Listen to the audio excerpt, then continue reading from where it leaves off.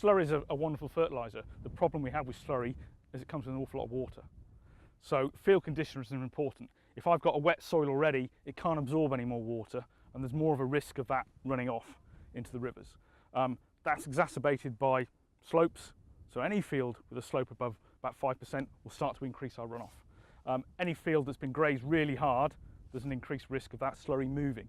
A field like this with a bit of grass cover, fairly level, this slurry is not going to go anywhere.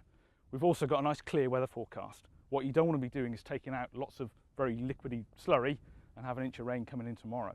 So it's about looking at the field conditions and keeping an eye on the weather forecast. This has got to go out, there's no doubt about it, but we need to pick the right fields to put it on to avoid any risks of pollution.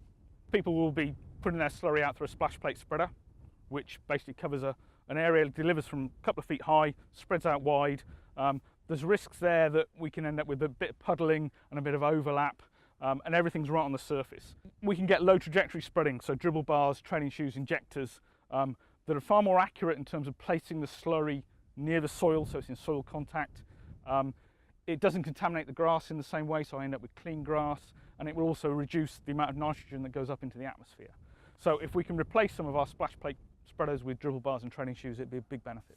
As far as the spreading plan, it would include areas of high risk, such as I want a 10-metre buffer zone between a watercourse, so that there's a clear area, they're not spreading. That would be on your map. Steep slopes would be on your map. Areas liable to flooding, compacted fields, all those are high risk areas. Boreholes, so I want a 50-metre exclusion area around any borehole, no spread zone. And again, this is the map that your contractor sees when he's spreading, so he knows the risks.